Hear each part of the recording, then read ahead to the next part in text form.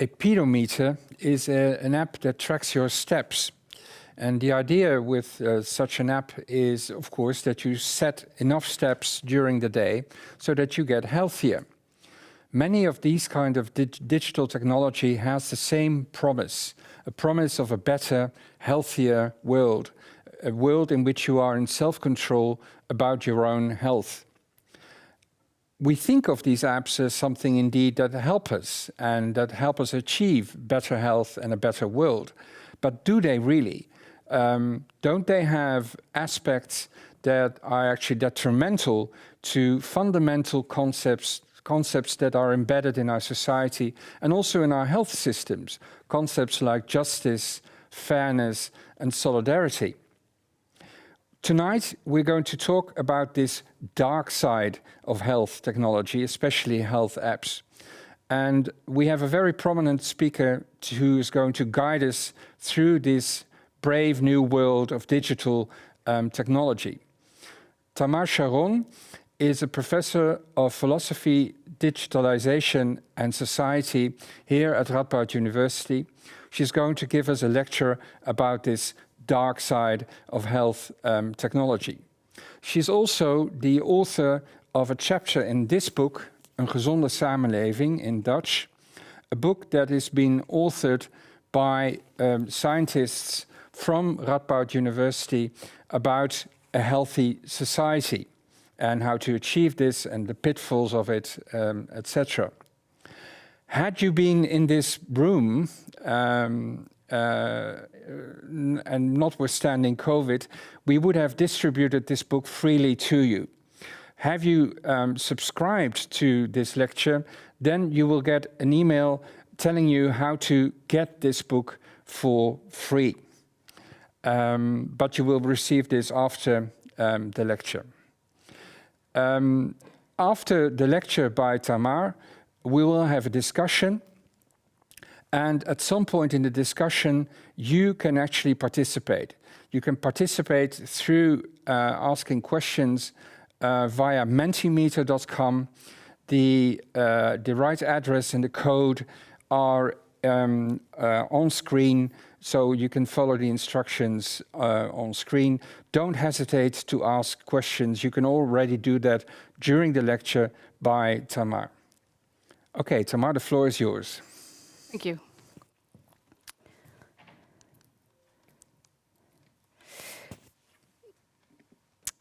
As scholars of science and technology have long upheld, technologies are never good, nor are they just bad, nor are they even just neutral. As they are introduced and as we use them, they help redefine foundational concepts which we use to make sense of the world. Concepts like natural, artificial, death, intelligence. For example, before the introduction of recent biotechnologies like gene editing and assisted reproduction, nature, the concept of nature, was typically seen as something that is given by God or by chance. Thanks to these technologies, it is now increasingly thought of as something that can be designed or even made. The concept of friendship before and after Facebook may not be completely transformed, but we certainly need to specify what kind of friend we are referring to. In this talk, I want to show you how the introduction of digital technologies in the medical setting have led to important shifts in our understanding of the concept of health. From health as the absence of disease or disability to health as a holistic, dynamic and continuous project that is geared towards prevention and prediction. The promises of technologies in this context, as Kees also said, is to improve individual and population health and to contain costs in the health sector, something they may very well achieve. But these new technologically driven understandings of health may also have some unintended consequences. For example, on our sense of autonomy and on the inclusive and solidaristic nature of our healthcare systems. These technologies have, as the title chosen for me by Radboud reflects, indicates a dark side which calls for great caution. So let's look at these 3 shifts in the concept of health first. Ancient medicine is often considered to have been much more holistic than modern or contemporary approaches to medicine. Leading historical figures, physicians and medical scientists, including Hippocrates and Galen, were motivated by an ambition to grasp the full picture of human health as a product of all kinds of factors, biological factors such as bodily fluids, but these factors in combination also with environmental and behavioral and even emotional factors. This holistic approach to human health and disease, bringing all of these factors together, has seen somewhat of a revival in our current era, one that's driven in large part by technology. To understand this, we need to go back a little bit, not to early modern medicine, but to about the turn of the century. In the early 1990s, the Human Genome Project sought to map and sequence the full human genome. The hope was that this would tell us everything there would be to know about human health and disease. Now, this endeavor didn't exactly live up to these grand expectations. It did produce important knowledge about monogenetic diseases, diseases that are caused by a single defective gene, such as Huntington's or Tay Sachs. But one of its most valuable insights was the revelation, actually, of just how complex health and disease are. Most illnesses, it taught us, and certainly those which afflict large populations in the West today, such as diabetes or Alzheimer's or bipolar disorder, most of these diseases and conditions are a result of a complex interaction of genetic and environmental factors. So it became clear that non-genetic variables also needed to be taken into account. This post-genomic understanding of disease, as some have called it, has led to a kind of broadening out of which factors should be considered in order to obtain the full picture of an individual's health. And so you see how we get back to this holistic understanding. Suddenly, areas and activities that were not traditionally considered the remit of biomedicine in the modern era became elements that can be factored into our understanding of a person's health. Things like a person's eating habits, things like what a person consumes, what she buys, or even her social media activity.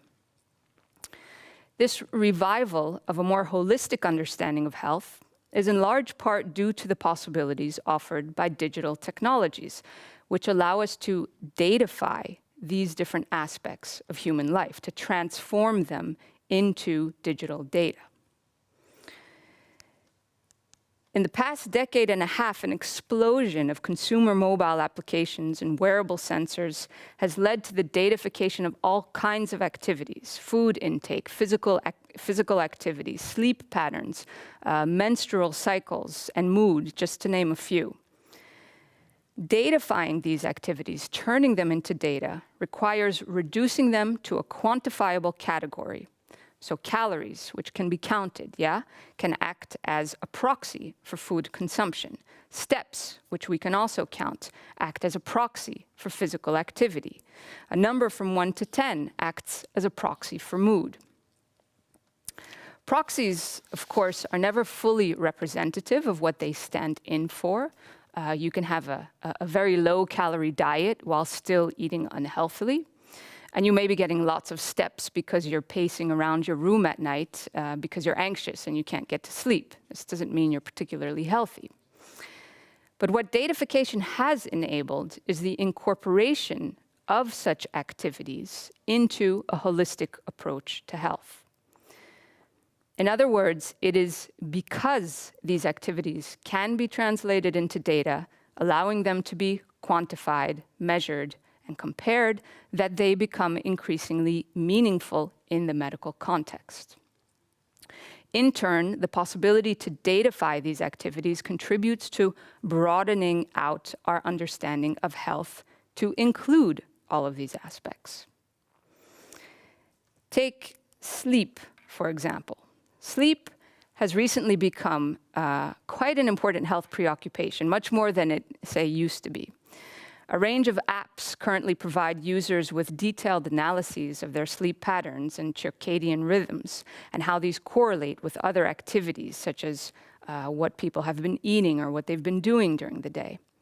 Some of these apps deliver sounds to lull users to sleep. They wake them in more natural ways. And sensors that you can wear on your body or put under your mattress provide advice on improving body positioning in your bed. The possibility here to datafy sleep, as this sleep cycle app claims that I'm showing here, now offers the promise of achieving better sleep and better health.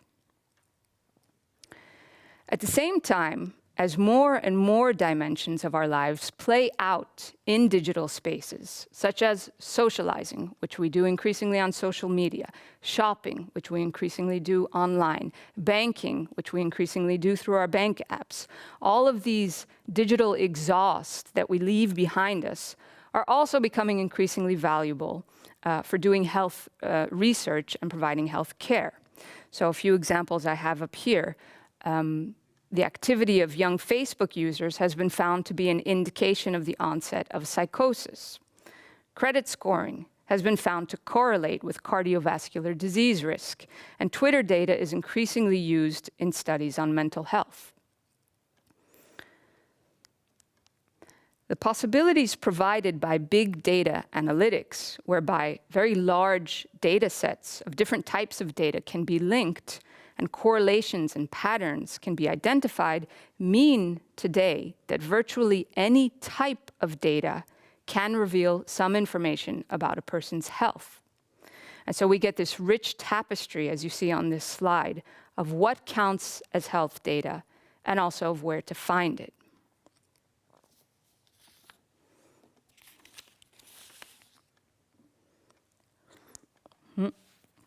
Shouldn't get that on the microphone. Now, if digital technologies and datafication have helped expand both what counts as health-related activities and which data can be drawn on to gain health-related insights, they've also, thanks to their ubiquitous nature, the fact that they're everywhere, they've contributed also to an understanding of health as an ongoing process that happens everywhere and all of the time, not just within the boundaries of the traditional clinical environment, not just in hospitals and in doctors' offices, and not just at episodic encounters that patients will have with the medical system when they come into these places, into hospitals and doctors' office, say once a month for a clinical trial or once a year for a checkup, but it's going to be happening constantly. And this has contributed to an understanding of health and healthcare as what I've called continuous. Yeah? Health happens everywhere and all of the time. Technologies contribute to this by acting as what we can call an extension of the clinic.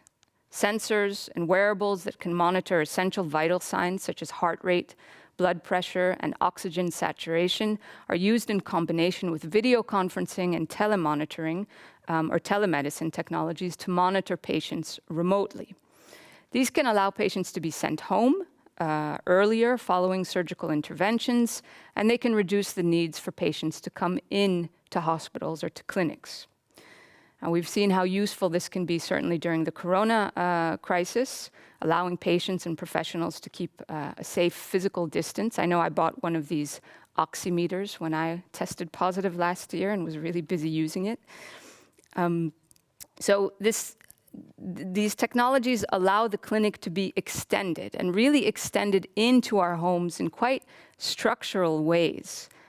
We can think of smart homes, which are now equipped with sensor and communication technologies that can detect falls, monitor bathroom use, monitor what people are eating because there's a sensor on the refrigerator. They can monitor sleeping and other activities. This is very beneficial, for example, for elderly people who can stay at home longer, or for people with mobility issues so that they continue living at home with reduced need for support or for a caretaker. This type of remote monitoring, it's particularly promising in the area of chronic disease, something that in the West we're dealing with more and more. As I have mentioned, healthcare tends to be mostly episodic, so patients are assessed by physicians at annual exams, and treatment takes place when symptoms appear.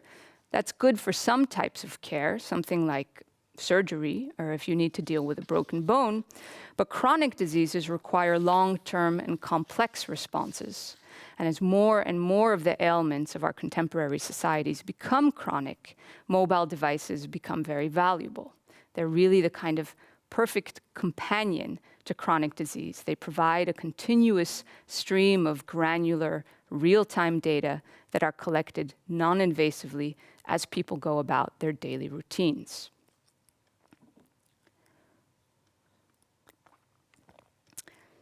So we see here that this, what I've been calling a broadening out of what counts as health-related activities and the possibility for remote and continuous data collection contribute to an understanding of health and healthcare delivery as a continuous, ongoing, non-stop process. Again, that happens everywhere and all of the time.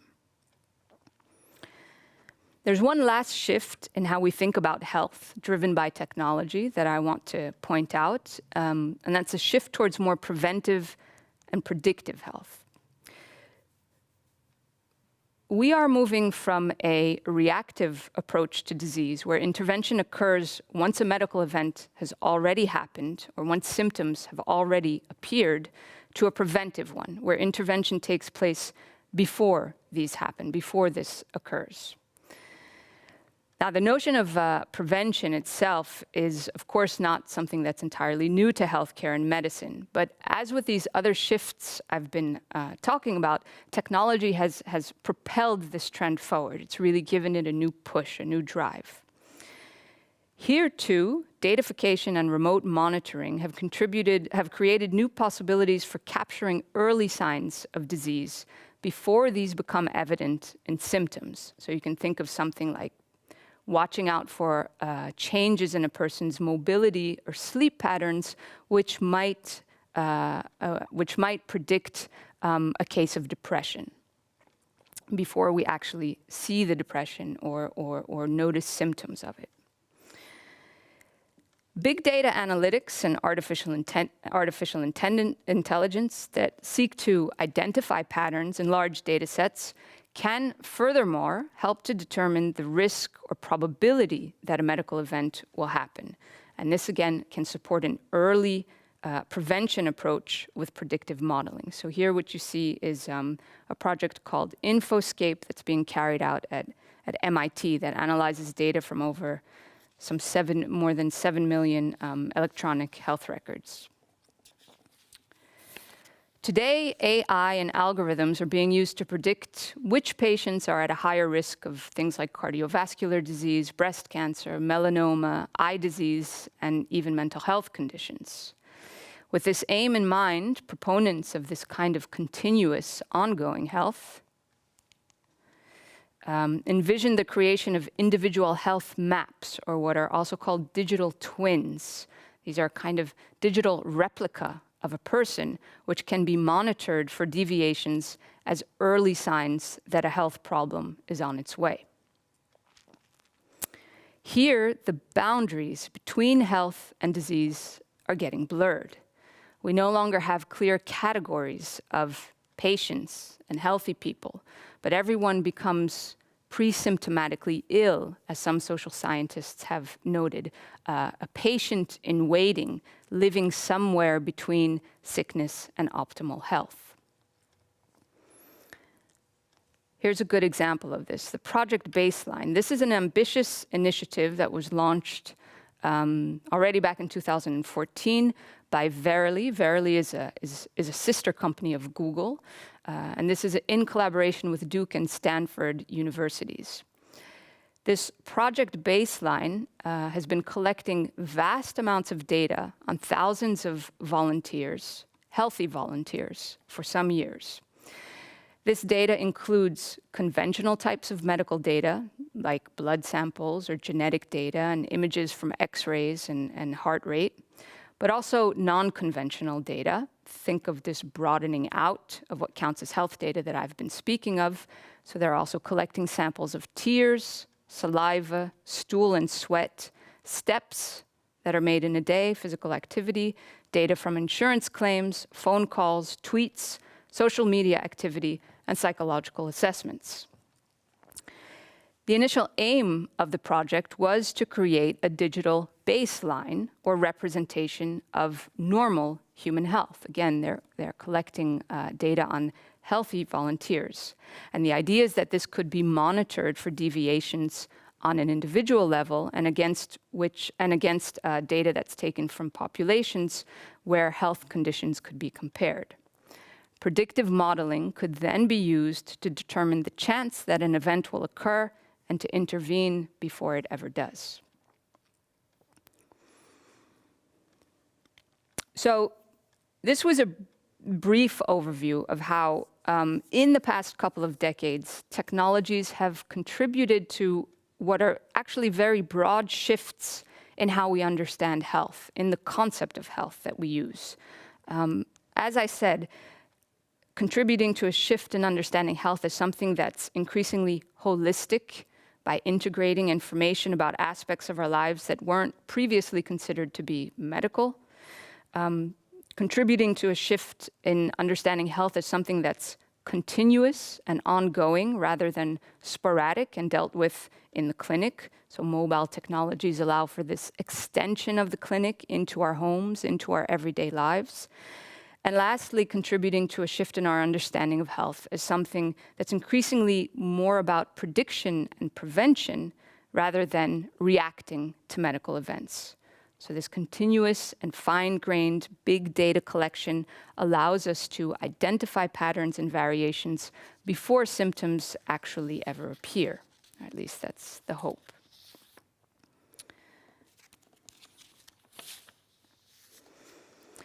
Now, as I hope I made clear, this was the lighter side of health technology. There are many benefits to these new technologies and the shifts in meaning that they've helped initiate. They may deliver very important health benefits and reduce healthcare costs. But let's turn to the darker side of these technologies and these new understandings of health. What other effects, the question is, what other effects do they have beyond these promises, even if these promises were to become true? I want to focus on three of these effects, three negative impacts that technologically enabled, holistic, continuous, and predictive and preventive health can have. Impacts on our sense of autonomy and on the values of inclusivity and solidarity upon which our healthcare systems are based.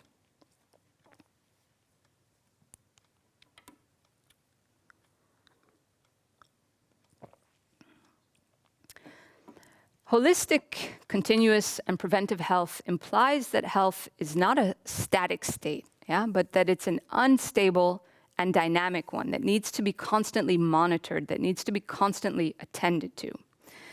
This constant monitoring, this constant surveillance can have negative effects on our sense of autonomy.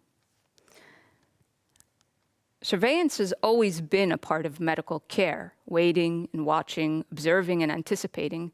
But the recent explosion of mobile technologies that can collect data anywhere and anytime and communicate these to medical professionals or other types of professionals wirelessly, these allow for an unprecedented intensity and scope of medical surveillance. Moreover, as health-related data are increasingly being generated outside of the walls of the clinic, outside of the traditional spaces of health and medicine, they belong to both realms, to the realm of medicine and to the realm outside of that, the realm of social life, which is taking place increasingly online. Indeed, health-related data that are generated on a consumer app can also be sold and shared. Some studies have really shown that this is the case with popular health and fitness apps, like these two studies that I bring here, whereby they show that these apps share data with third parties. Now, data falling in the wrong hands can have some very serious impacts on a person's life chances. For example, if some of your health-related data falls into the hands of your health insurer, they might raise your premium when they find out, I don't know, how much potato chips you buy at the supermarket.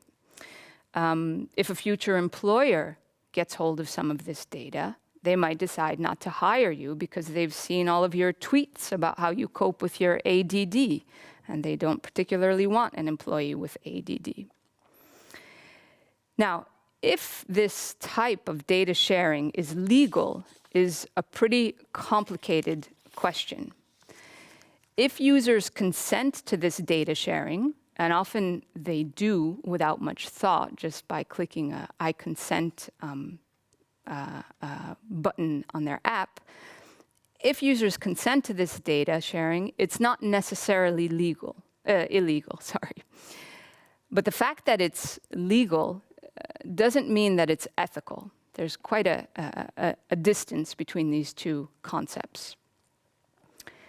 Contextual approaches to privacy, like the one developed by the legal philosopher Helen Nissenbaum, are helpful for understanding this, helpful for understanding what is at stake in this kind of moral ambiguity. Is this okay? Is this okay even if it's legal? Nissenbaum argues that privacy expectations differ depending on the different contexts in which information is being shared.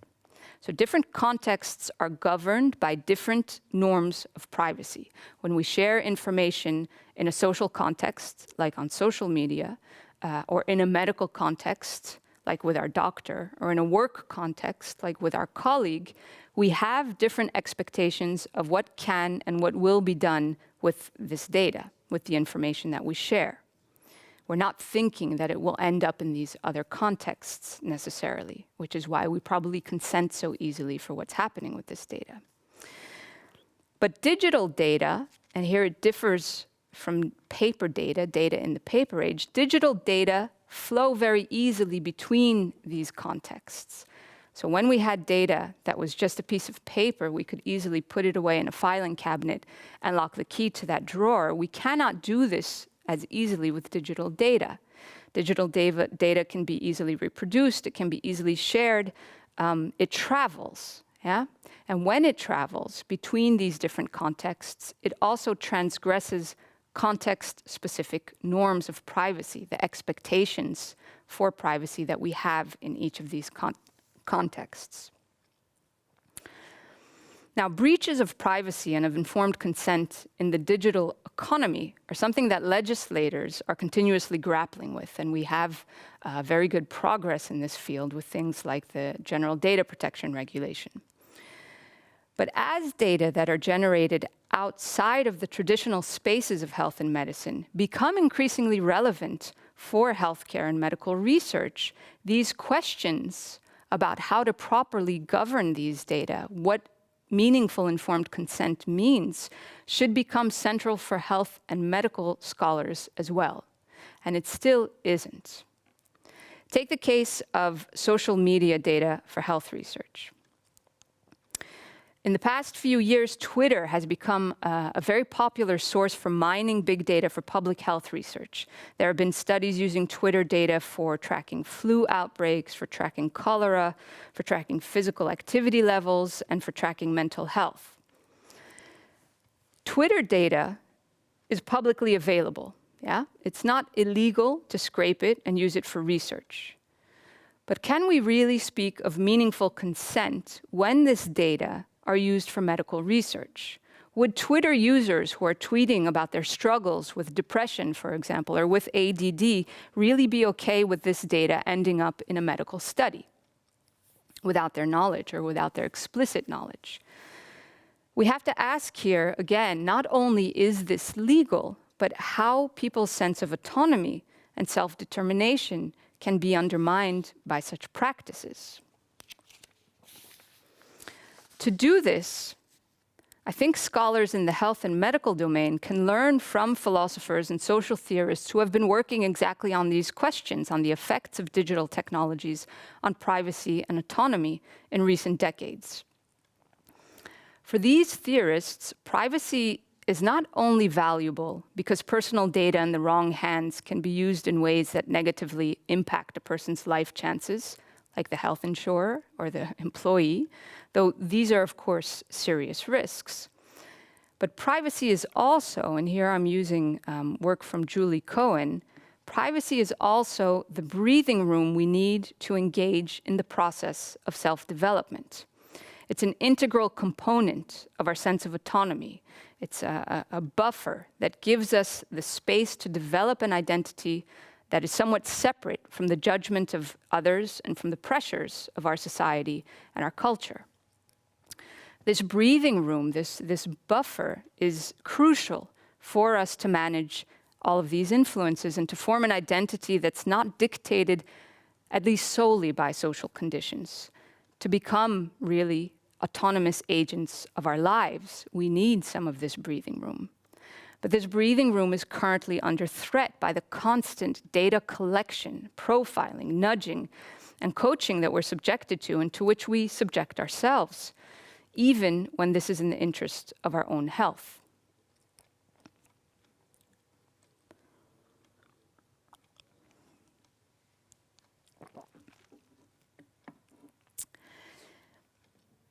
How might digital health technologies now affect the value of inclusivity?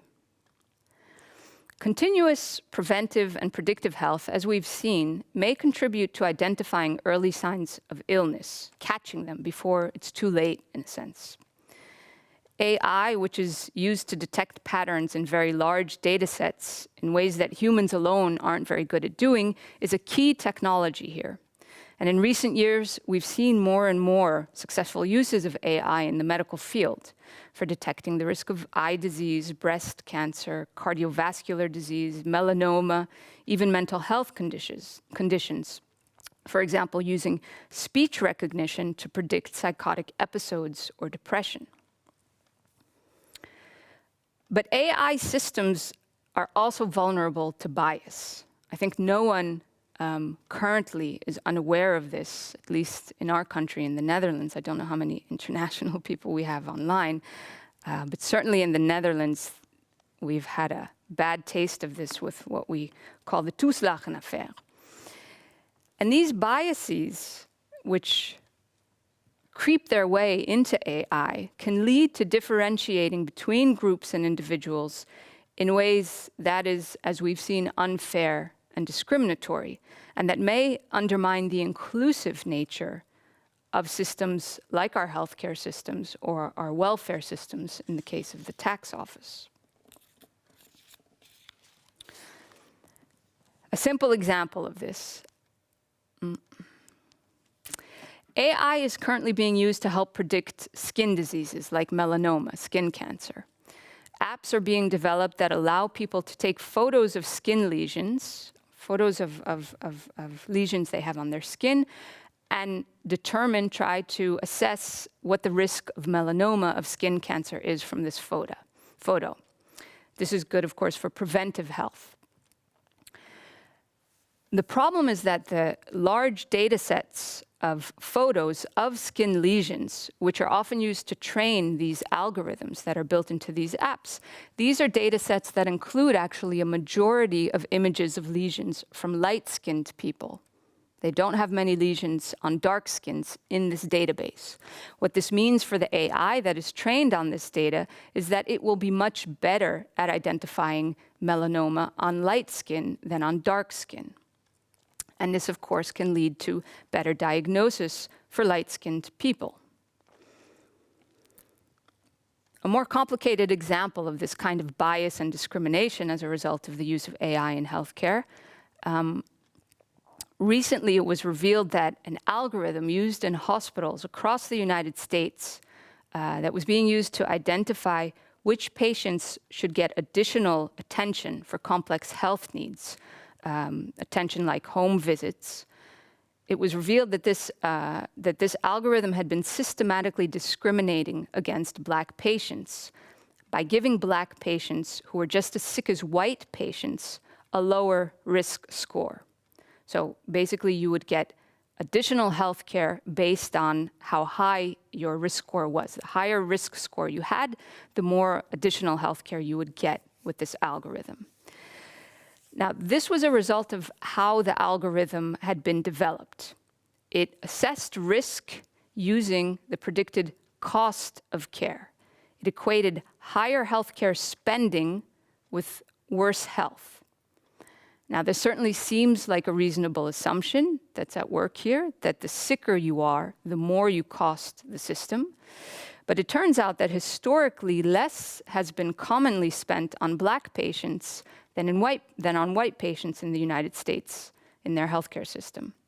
This is for various reasons, including the fact that, well, compared to white populations, Black populations in the US tend to get fewer checkups and tests. They have less access overall to care. They have less insurance coverage. And they also have previous experiences of racism with the healthcare system that sometimes prevent them from seeking out care.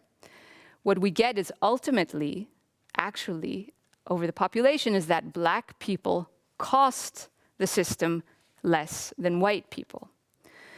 So while health costs may seem like a benign label, an innocent label, which has nothing to do with racism in these types of calculation, it's not that the algorithm was intentionally racist.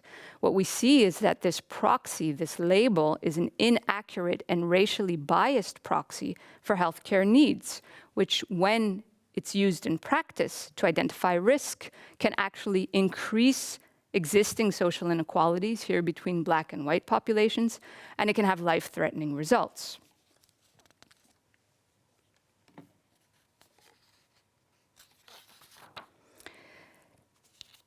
This is not just a case of bad data collection, yeah? It actually reflects something deeper. It shows that these technologies can reproduce systemic forms of discrimination based on race in this example, but also based on gender or based on socioeconomic status without us necessarily being aware of it. These were not intentionally built to be discriminatory. These biases, these discriminatory practices creep into these. They're baked into the system in ways that it's very difficult to detect. Furthermore, we need to constantly ask in this situation, what is the end goal of our predictive analyses? What are we trying to do? Javian is a US-based company that tries to predict if patients will need to be readmitted to hospital, if they'll have post-operative complications, and for which patients an intervention will most likely lead to improved outcomes.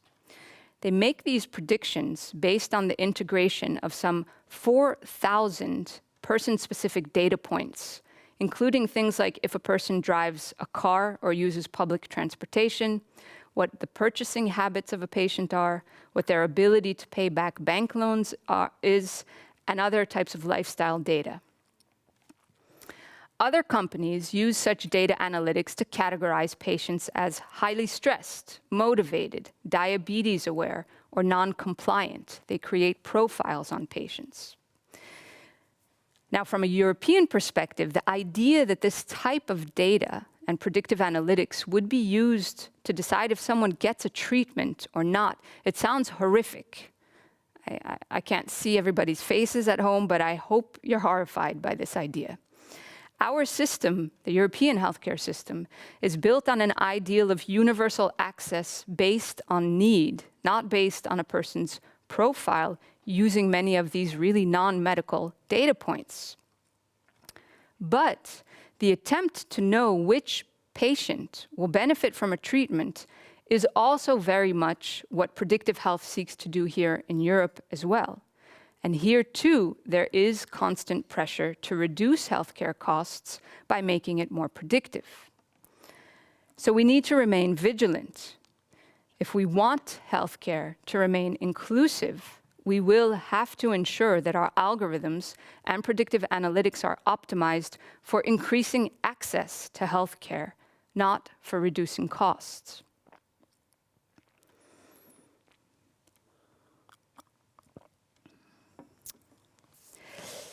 Okay, data-rich, holistic, continuous, and preventive health are changing how we think about responsibility for health, and this brings me to my third value, solidarity. coupled with technologies that increasingly differentiate between people based on their profiles, this can affect our sense of solidarity, one of the fundamental underlying values of our healthcare systems. Let's see how this works. In these new technologically driven understandings of health that I've been speaking about, the traditional figure of patients as passive recipients of care is being replaced with the figure of patients as protagonists in their own care, proactive, involved individuals who are empowered by technology to take more control over their health, to participate in decision-making about their treatment plans, and to self-manage their health risks. Health is reconceptualized here as an individual responsibility that all citizens bear.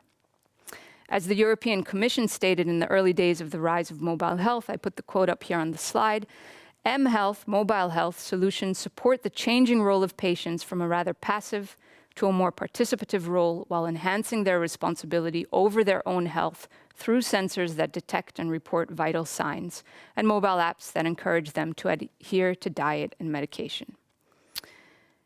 These public health policies encouraging patients and citizens to take ownership of their health, they're really the same thing we're hearing in the marketplace for health tech, as advertisements for health apps call on us to take control of our sleep, eat smarter, and tell our weight who's the boss. This emphasis on increased individual responsibility for health reflects a profound reconfiguration of the relationship between patients and medical experts, as well as between citizens and experts in general, that industrialized societies have seen in the past 60 years or so, what many have also identified as a central component of neoliberal governmentality. Initially, calls for increased responsibility, individual responsibility in health, arose out of criticisms of medicine as something that was too paternalistic and not focused enough on the patient as a person. Medical professionals, critics upheld as other types of experts in society, typically made consequential decisions about people without involving them in those decisions. In the latter half of the 20th century, these hierarchical relationships between experts and citizens were denounced. Various civil society groups, including the women's movement, the disability rights movement, and AIDS activists decried this as paternalistic and degrading. People should be treated as autonomous individuals, they argued, capable of making decisions about their own bodies and lives. This is an idea that was captured in the mantra, "Nothing about us without us."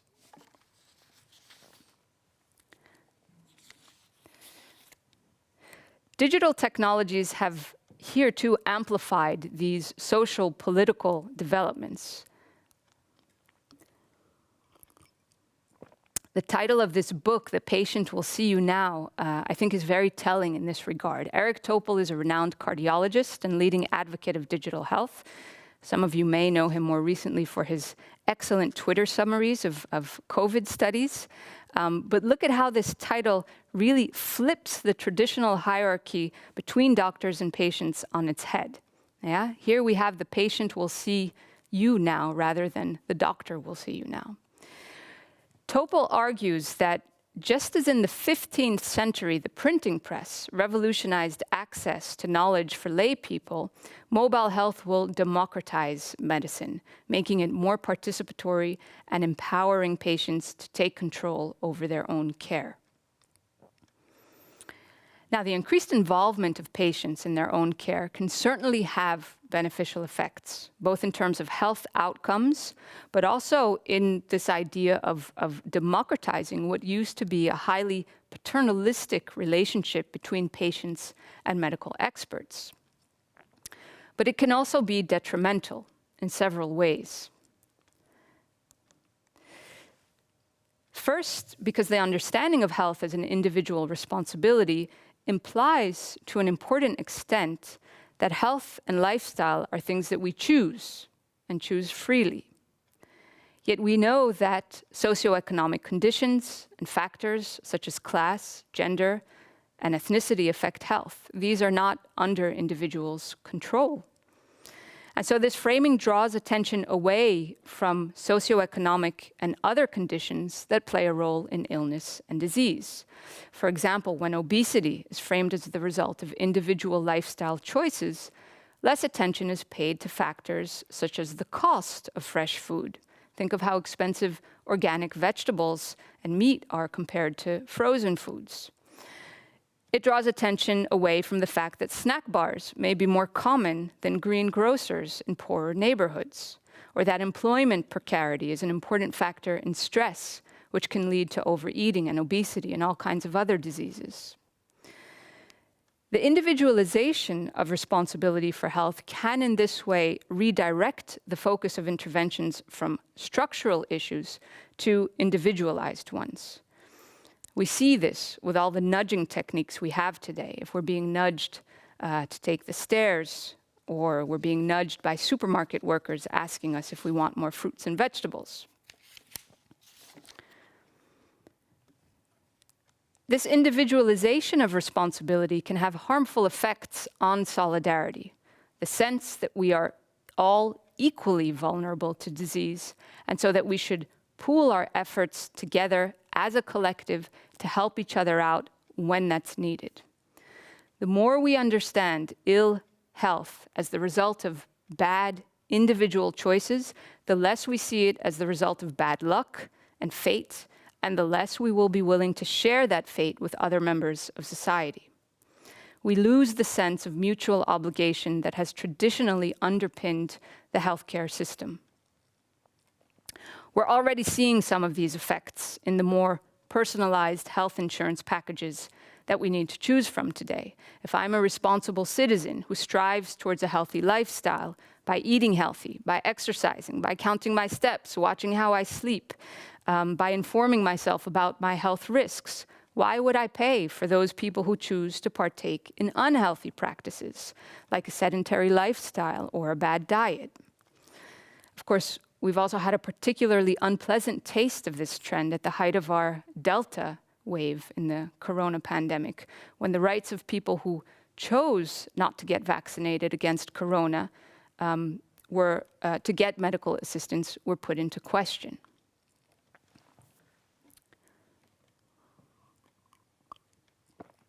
The example of COVID vaccinations, that's a touchy one, I know, and overpopulated intensive care units, this is a complicated issue that has to do with many other developments during the pandemic.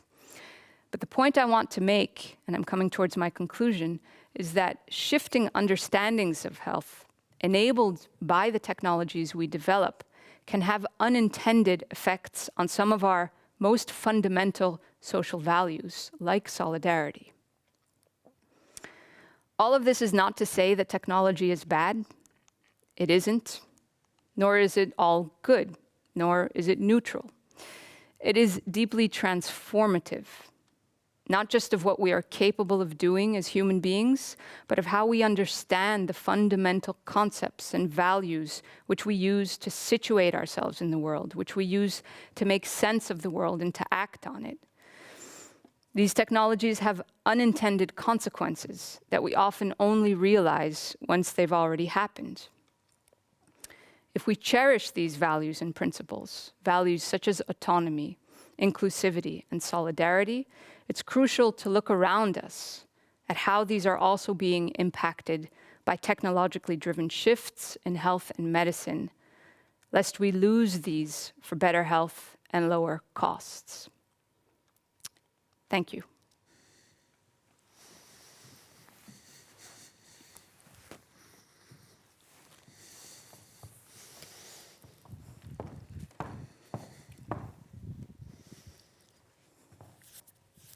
Thank you very much. While you are taking your seat, I would like to stress again that at some point you can participate at home in a discussion by asking your questions through Mentimeter.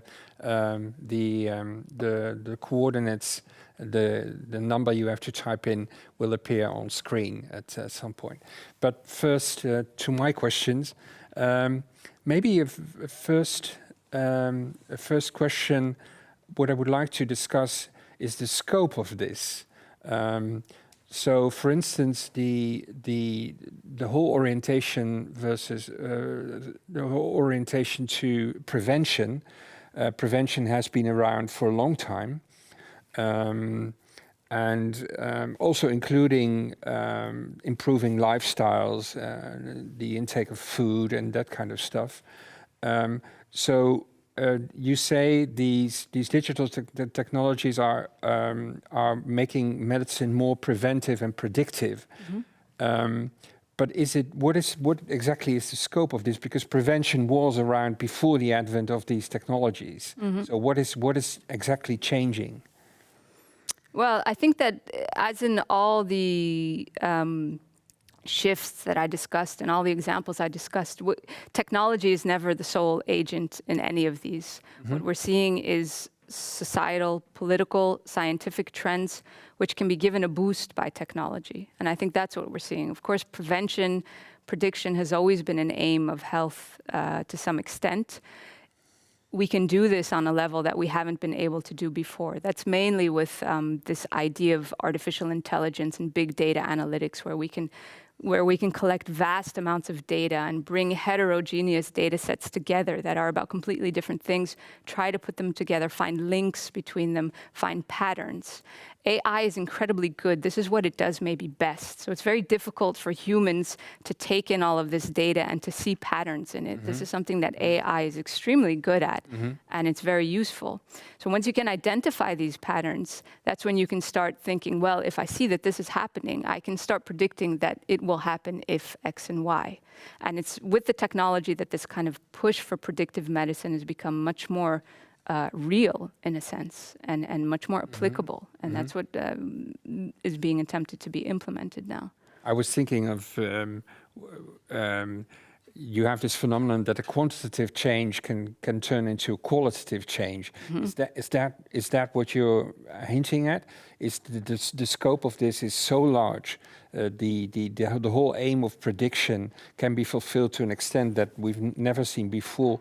This makes for a qualitative change rather than just a change of scope or extension. Is that what you mean? Yeah, I guess so. I don't know that I would use those terms, but yeah, then what you see is that the aim of medicine itself tends to shift, right? And so we've wanted to, for a long time, the whole idea of personalized medicine as well has been to move from a model of one size fits all, from reactive care to do things that are happening before, that are personalized, that are tailored to individual profiles. And the technologies now allow us to do that to a much greater extent. That doesn't mean they'll succeed, and we have to be careful not to believe in these promises too much. We also have to be careful that prediction doesn't mean it's something that will happen. This is all based on historical data, right? And nothing will tell us, what's going to happen in the future. So we do need to be very careful there. But I do think it's a qualitative shift, yeah. But so there's a lot of promise, and not all promises are fulfilled. But I was particularly struck. I was struck by your whole lecture, but I was particularly struck by the example you gave briefly of Verily, this subsidiary of Google. That collects these data to make predictions. So what you get is big data coming into health.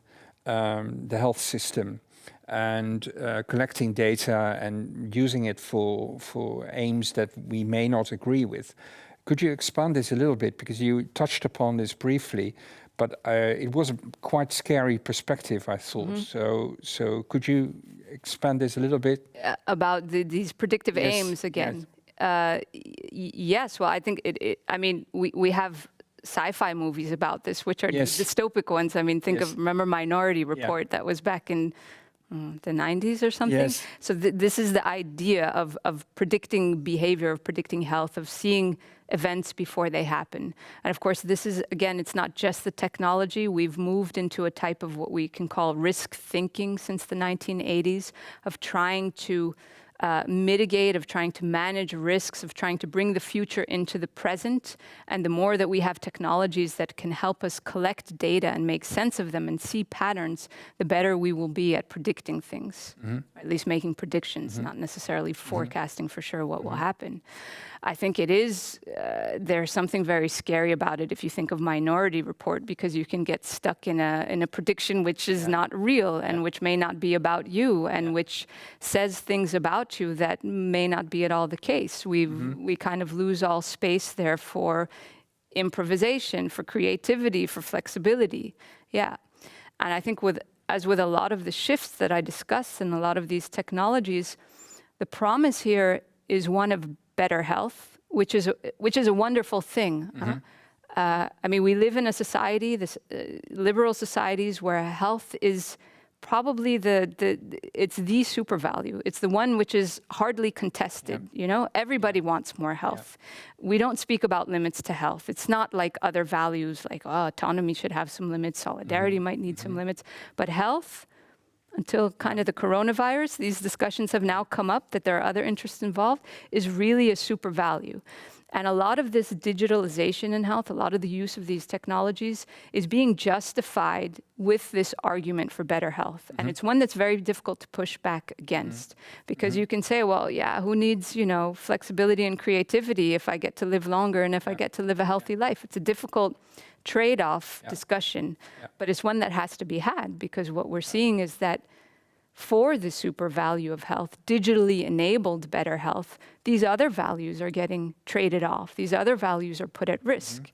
And we tend not to see that until it's too late. But I was also particularly thinking about the role of these big businesses. The large tech companies. Large tech companies like Google that take over parts of our health system.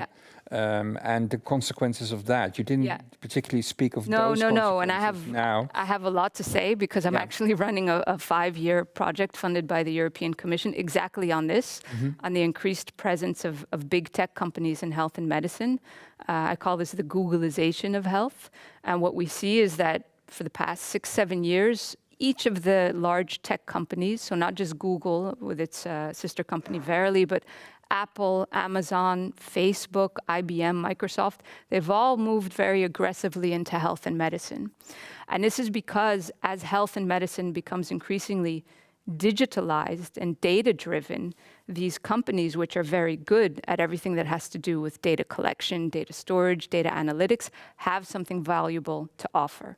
And you can kind of see this as this is happening in other sectors of society as well. I'm particularly interested in health and medicine, but we see the same thing in education, in transportation, even space exploration, right? We have Bezos and others now flying to space. So every sector that undergoes digitalization, these companies now move in and have something which can be valuable to offer. So there are benefits. We've been following in my project some of the collaborations between big tech and public research institutions. For example, there's one happening here between Verily and Radboud UMC, the Personalized Parkinson's Project. And what our starting point is that there are benefits to be reaped here, but there are quite a lot of risks. I mean, the obvious one is privacy and data protection. Do we want these companies with their quite dubious data practices to be handling our personal health data? What does this mean? I think privacy is only the tip of the iceberg, actually. There are broader kind of societal risks here, questions that need to be asked, like, will these companies become the gatekeepers of data sets which will be very valuable for doing medical research in the future? They might make us pay a price to do research on that. Will these companies begin asking research questions and setting research agendas? And what do they think will be important as diseases, and will a lot of money be poured into that type of research? How will they monetize their involvement in health? So that's not clear yet. Data sets might be accessible, infrastructure might be open, but a lot of them are developing algorithms using data which is public health data. The algorithms themselves will be proprietary. They will be sold back to us. Mariana Mazzucato, the economist, has a term that I like. She calls paying twice. Yeah. So we pay as taxpayers once into creating the data set, right? Because these are public health data sets, and we'll pay again to get the services that are used on them. And then there are, I think, even bigger questions like how will these companies, they're coming in with their own set of values and principles and norms that often have to do with things like technical efficiency, standardization, optimization. How will the push of these norms clash with the expertise and traditional norms of healthcare? And how will this reshape the health and medical sector? And each of these sectors in society as well. So we need to ask these questions kind of at the level of the individual sector. So I'm looking at health and medicine, but also as society as an aggregation of these sectors into which these companies are moving in. And what kind of concentration of power does that give them across society? These are really big questions that go beyond, I would say, the typical questions of medical ethics, of bioethics, which tend to be about patient autonomy, informed consent, the harms that can be brought to a patient in a clinical trial. These are questions that are at the level of society, of everyone who is affected, who are not just patients, but also citizens. And it's quite a worrisome trend. It's one that we're working hard on, and that we're working also to try to develop recommendations for governance models for how to collaborate with these companies. Because otherwise these big tech just go about their thing and unimpeded by whatever. The medical researchers are involved, of course, and institutional review boards from medical, from hospitals and public research institutions are involved. But again, their focus tends to be not on these broader questions about medicine and public health as a common good. They're not about democracy and about who the actors are in this field. So we need some kind of oversight there, which has to do, I think, with broader societal questions. And to find ways, again, to collaborate, because I do think that the companies will have something valuable to offer.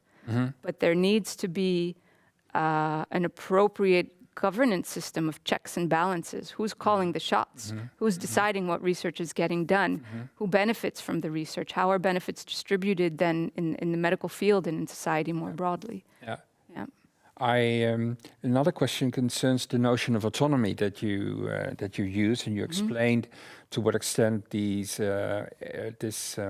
AI health technology can actually undermine or impede autonomy. But I was thinking, I happen to be a philosopher, and I know that there are philosophers that have argued that since the advent of modernity, and Foucault is one example, the concept of autonomy has been undermined already as it is. So to what extent does technology contribute to a further undermining of this autonomy? Is autonomy also really that important? Why is it so important? So this set of questions. Yeah, well, there are a lot of philosophers, and I would tend to side with them, who will say that a notion of autonomy as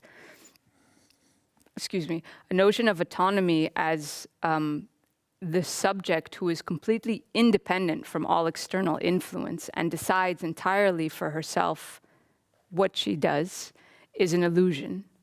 So I would side with more constructivist notions of autonomy, of relational autonomy, that we depend on others in order to be autonomous. Not this idea that we're free somehow from external constraints. That's an illusion in and of itself. Yet I still think that some notion of autonomy, broadly thought as the capacity of a person to determine within reasonable constraints and to a certain degree which life path she chooses, I still think that is important. It steers us also. It's a foundation for a lot of our institutions, our legal and moral systems. And I think it makes sense. And I think even Foucault is working with this kind of sense of autonomy that's not entirely independent. There's some room for maneuvering there, though, which is exactly the breathing space that I'm talking about that we need.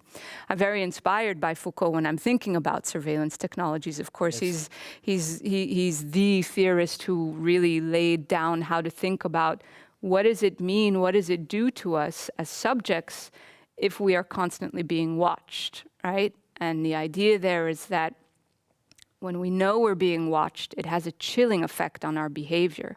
We start to conform, we start to act in ways that we think fulfills the expectations of whoever it is who is watching us. And Foucault spoke about this, of course, in prisons, in schools, in hospitals. I don't think he could imagine that we would be in a situation where we are today, where this surveillance is happening everywhere, actually outside of institutions, all of the time, but also in much more interesting ways. So Foucault's theorization about surveillance is really always a top-down thing. It's the prison guards watching the prisoners. It's the doctors watching the patients, the teachers watching the student. What we have now is not just top-down surveillance. It's lateral. We're all surveying ourselves. I'm surveying myself when I'm using an app, tracking myself. And this leads to other things. So there's some pleasurable experience in surveillance. It's not all top-down evil disciplining, but it does something with our behavior, and it does something with how we act, and it does something, I think, to the sense that we have this breathing room again to make mistakes, to do things that people don't notice and aren't recorded and won't be held against us at a later point in time. So I would say, as much as I side by more constructivist relational conceptions of autonomy, I do think that it's important to hold on to one and to see how it's put under strain more and more today with technologies. Yeah. I am going to ask you the COVID question because you brought it up. And I was thinking you brought it up in the context of solidarity. But the solidarity you spoke of, the solidarity that's inscribed in European, at least, health systems, is solidarity with people that are afflicted by things they have no choice about. Whereas with the vaccination and non-vaccination, this is a matter of personal choice. And there is also a way of framing this by saying that the people who don't take vaccines, the anti-vax, are actually not being solidaristic. They have no solidarity with the whole system, because vaccination is built on the concept of solidarity. So I was thinking you could frame what you said exactly the opposite way. So what do you think about that? Yeah, I think it is a tricky one. It's a really sensitive one. I think it has been framed in that way. And indeed, the logic of vaccination is one that works very much on solidarity, that I vaccinate myself, maybe less for myself than for others, and others who I recognize similarity with. And so I carry a cost for that.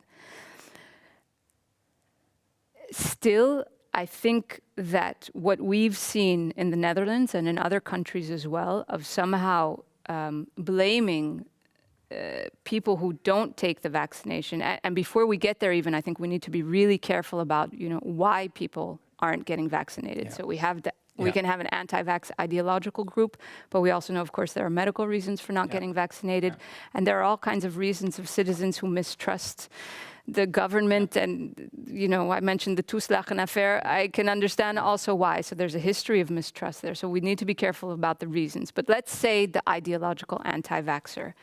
I think everybody should get vaccinated, but I don't think they should be held to blame, and their right to access to medical care should be put into question because of an individual choice. Because if we go down that route, we will begin undermining the really underlying basis of solidarity upon which our healthcare systems are founded. We do not ask people why they got sick, and then based on that reason, agree to give them treatment or not. So if we start with the non-vaccinated, we're opening a very dangerous path towards doing that for all kinds of other reasons. And we're there. We're at this kind of, I think, this intersection where that is a thing in society, and that is because thinking about health is much more done in terms of individual responsibility, and we have personalized insurance and all of these things, but it opens a very dangerous door, and it means that we can be asked in the future when we show up at the emergency room, let's see why you're in here, let's see what your lifestyle choices were in the past, let me think and calculate if you deserve health care. So if you go to the clinic for a lung disease and you happen to be a smoker, you might not be allowed into the clinic because it's your own fault. And that one is already being done to some extent. So some types of surgery are refused to smokers. I think in some countries it's worse than the Netherlands. That's also a quite crude example, but I mean, we need to think really about examples like cancer, where there are all kinds of factors for many cancers that we don't know what leads to that. Some of those might be lifestyle, some of those might be genetic, some of those might be bad luck, some of them are going to be environmental. And we can't hold people accountable for all of those, certainly when the science is not clear about it, right? So we know part of the science and we hold them only accountable for that. It's a very, very dangerous road that I would not like us to see go down, as much as I would like to see everybody get vaccinated.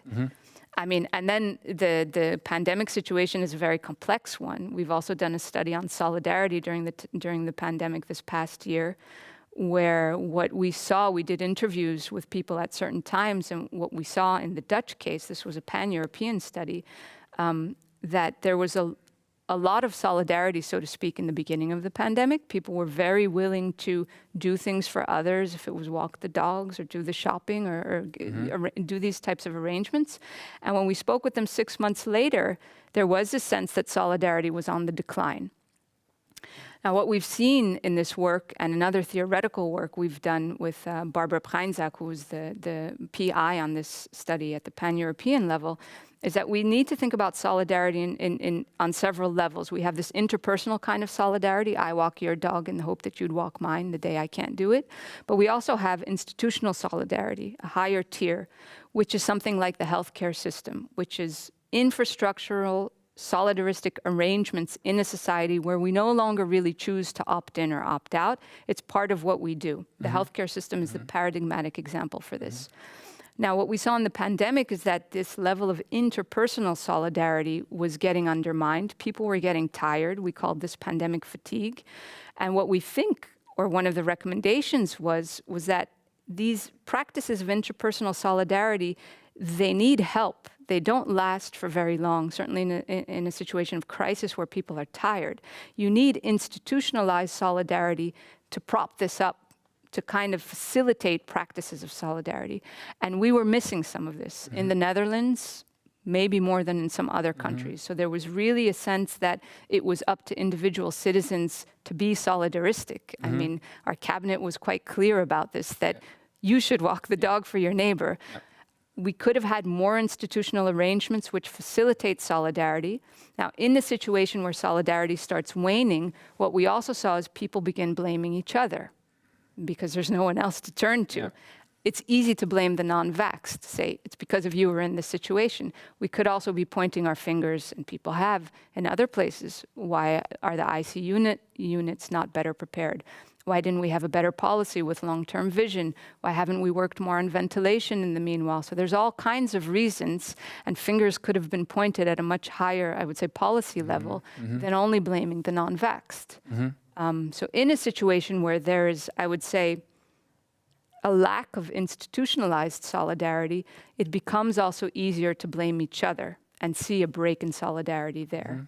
But we could also be responsibilizing other parties. But returning to technology, so to what extent is this an effect of all this AI being inserted into health, into the health system? Or is this just a transformation which is happening anyway, with the transformation of health into personalized health, as you mentioned?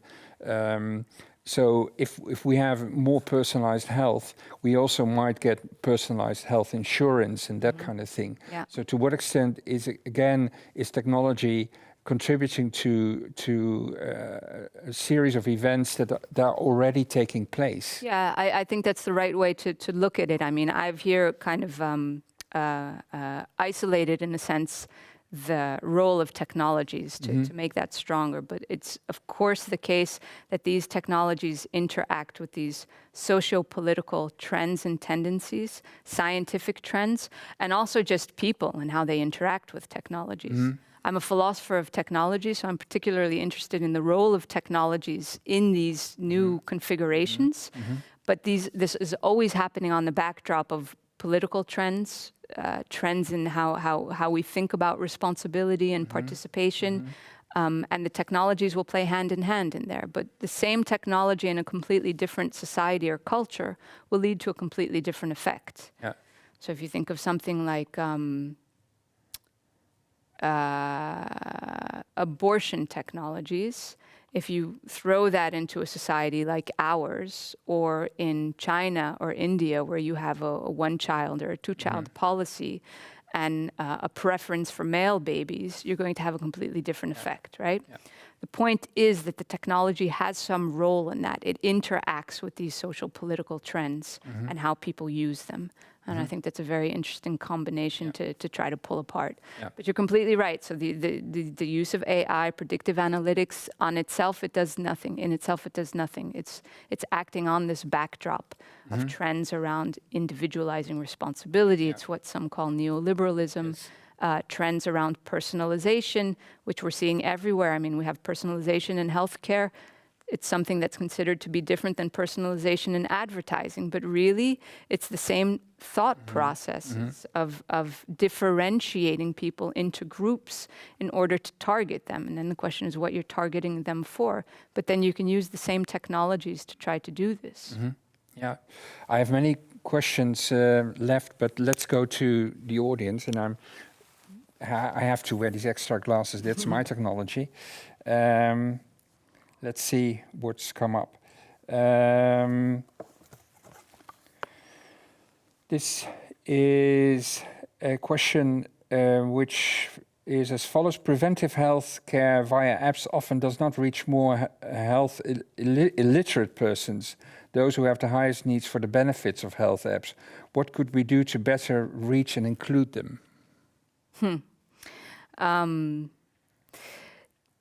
This is almost addressed to the wrong person. Yeah. Because there are lots of studies on this, and behavioral scientists are working exactly on this point. I mean, but my question is a little bit, do we want to reach everyone? Yes. I'm a little bit worried about reaching everyone. Yes. Yeah. Yes. And I think there is a lot of research that shows that these things don't work very well, actually. So there hasn't been a great increase in health outcomes among individuals or populations. Or then, some of the individuals who are using this were already the ones who are quite active and quite interested in their own health. Yeah. Yeah. So I'm sorry, I'm the wrong person. I'm going to answer this question. Yeah.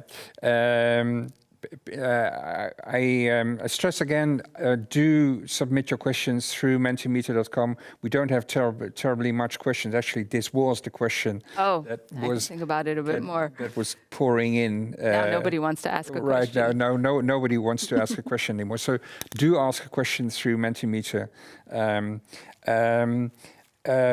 Returning to the concept of solidarity, I was particularly impressed by how important this notion is for you.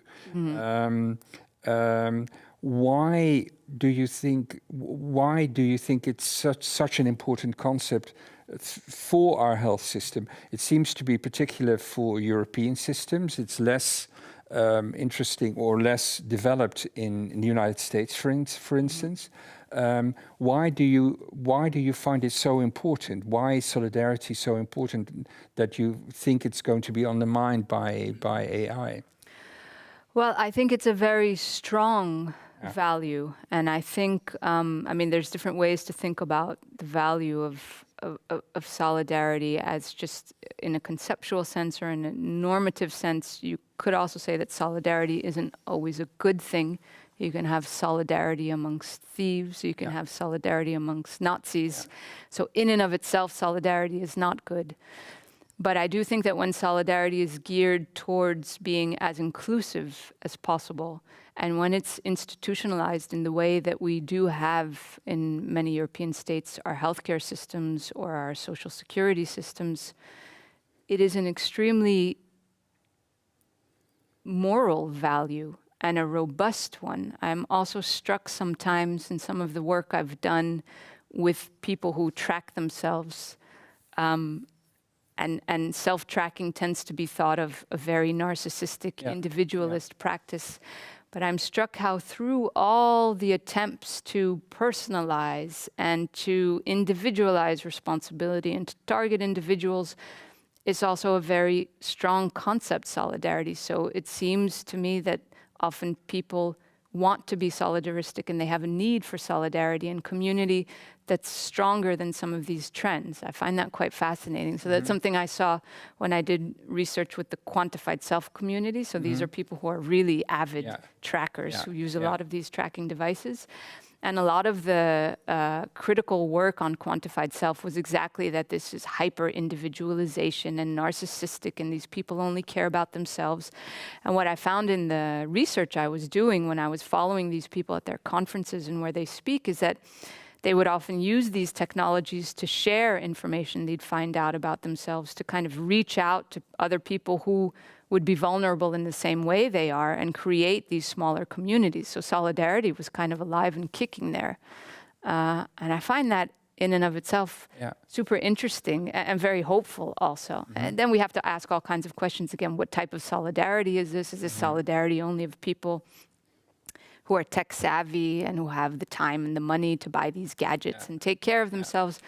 But is there a horizon of a broader kind of solidarity that people do and did want to share this data if it can help others?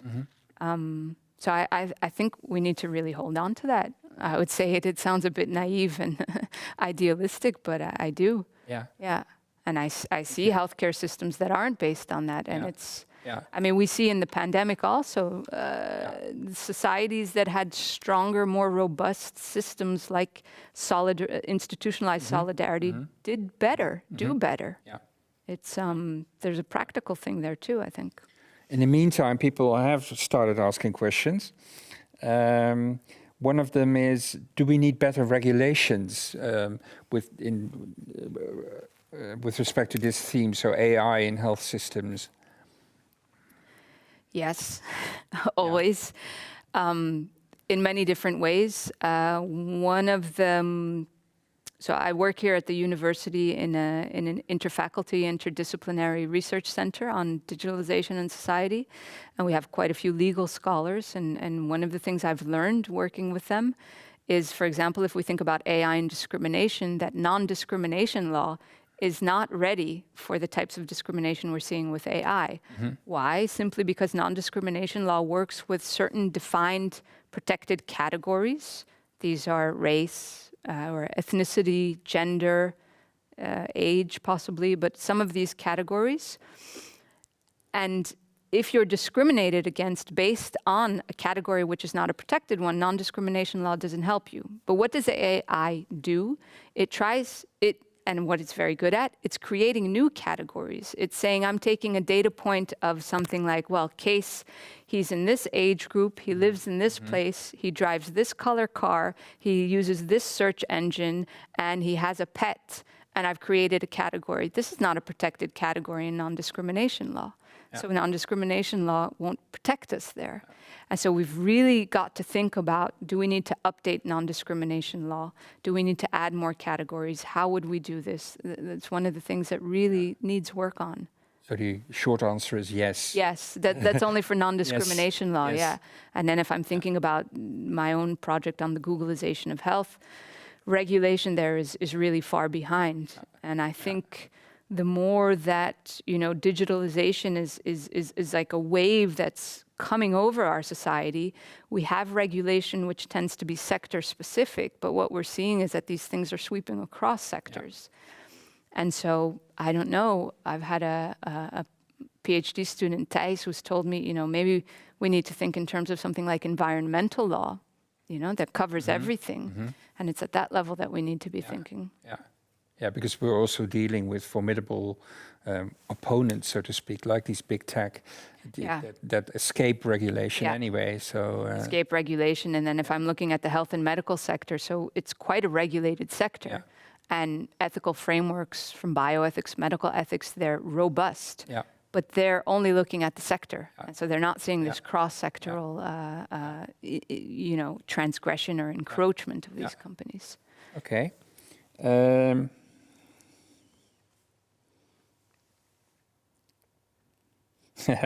This is an interesting one. Would you advise to use health apps like step counting or mental health apps? I often get After this one. your whole Do story. I use, well, Would you I have. advise it? It depends for what. But I wouldn't advise against it. Uh-huh. So I have an iPhone, and there's a health app on that. If I want it or not, it's counting my steps, and I actually look at it, and I enjoy looking at it. I think we need to be careful of expecting too much from these things. We need to be careful about how they reflect back on us, and that we don't, I don't use many of these apps also because my personality is a very disciplined one, and I don't want to get stressed out by more. Yes. I have enough with discipline at work. Yeah. So it depends a bit how we are as individuals.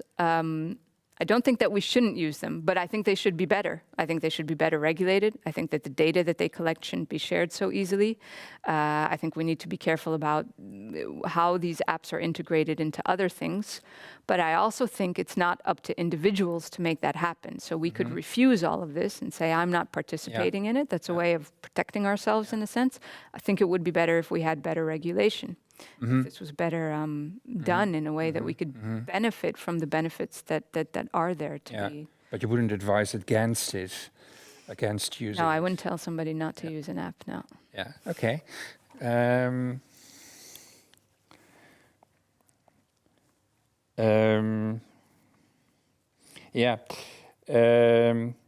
A lot of data and digitalization related innovations require multi-party collaborations. Usually these are new and therefore difficult. How can values be integrated practically into such fragile devices, I think the person says. So I think, I'm not sure if the question is about how to design the values into a technical device or into the collaborations where these different I would guess the collaboration. I guess the question is referring to something like in these collaborations between big tech and public research institutions. Well, I don't have a quick and easy answer. What we're doing in my project is actually looking at how different actors in these collaborations, so there are 4 main types. There's the tech companies, there's medical researchers, there's patients, there's policy in a sense, which is pushing for these types of public-private collaborations. Why do they think this is good? So we're philosophers, first of all, and we're asking people, why is this good? And people tend to say this is good, this is for the common good, this is good for everybody. If you probe that a little bit, there are very, very different conceptions of what is good. Maybe it's good that Google is involved because we get more efficient technology. That's one understanding of the good. Maybe it's good that Google is involved because they're famous and it allows us to recruit more patients. That's another argument we sometimes hear. Maybe it's good that Google is involved because they bring money. That's another understanding of the good.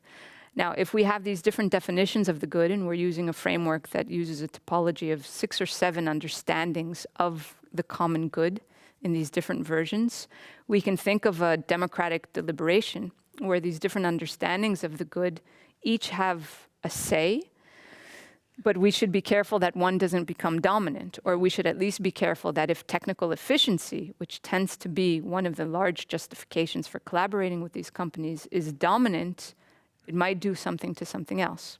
So it might do something to traditional values of what is good in healthcare, like taking care of patients. And so there's trade-offs, and we can think of deliberating in a way that could lead to a governance framework where there are checks and balances of what kinds of goods we want. It's a very conceptual, philosophical way to approach this. I realize this when I'm saying it, but it's a very fruitful one of trying to look at what good can come out of this and not approaching this as, oh my gosh, big tech is involved.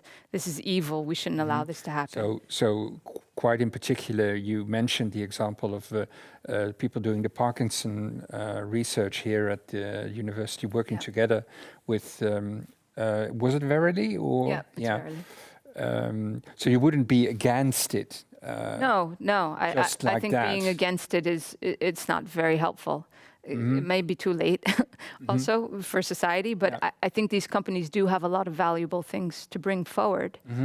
Certainly on the technical side, I would be a little bit more worried when we're saying they're bringing in resources that we don't have because there's not enough public funding. That's a different problem. But I think, again, that we can find ways to collaborate with them where these other concerns that we're very busy identifying can be mitigated. But we need to be very aware of these concerns, again, and not only look at what this does to medicine or how it affects patients, but think about this as a much bigger phenomenon. And this is usually what health professionals themselves do not do, I would guess. No, and I don't blame them for that. That's not their job in a sense, right? They're busy trying to look for better treatments and better medical research. They're not trained also to think at that societal level of ethical impacts. So that's why it's very good to have philosophers and ethicists and social scientists to work on these topics around. Who can help identify this to raise awareness so that we can build better collaborations. Just one final question.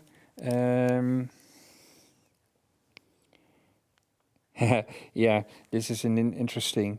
Could you elaborate on the role that medical professionals could or should take in keeping the human in taking care of the human in taking care of humans?